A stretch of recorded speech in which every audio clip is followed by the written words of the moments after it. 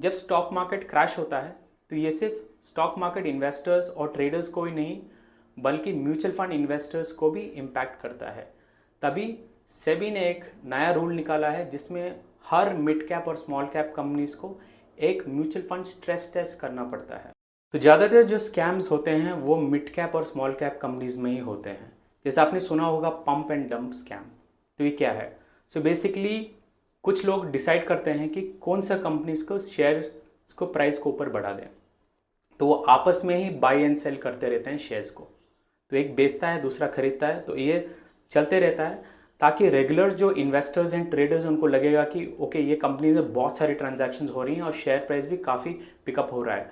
तो वो भी उनको और ऐसा लगता है कि शायद उनको ये मार्केट में ये डिटेल्स अभी तक नहीं आए हैं कि क्यों ये प्राइसेस बढ़ रहे हैं, तो शायद कुछ पॉजिटिव न्यूज़ होगा।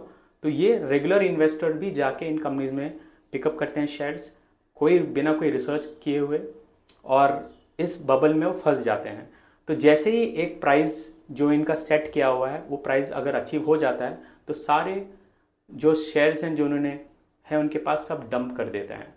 तो सारे रेगुलर इन्वेस्टर्स के पास ये शेयर्स चले जाते हैं, और जैसे ये बबल फूट जाता है तो नुकसान होता है रेगुलर इन्वेस्टर का या फिर ट्रेडर्स का। तो ऐसे ही एक स्कैम किया था केतन पारेख ने, जिसमें ऑलमोस्ट 40,000 करोड़ का ये स्कैम किया था।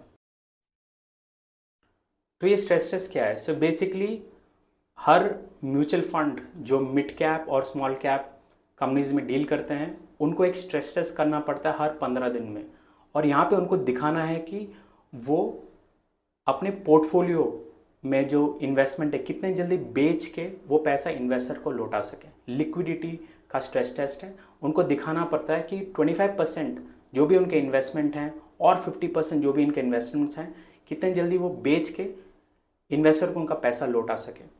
तो यहाँ पे मैंने रैंडम से 3 कंपनीज के जो फंड के मैंने दिए हैं, आप देखिए उनका 25% और 50% कितने दिन में वो बेच के आपके जो इन्वेस्टमेंट है वो आपको लौटा सके। तो ये इन्वेस्टर को सिर्फ एक आइडिया देता है कि अगर आप इन फंड्स में आप इन्वेस्ट करोगे तो अगर ऐसा कोई मार्केट क्रैश सिचुएशन होता है तो आपको अपने पैसे कितने दिन में लगभग मिल सकें। Thank you.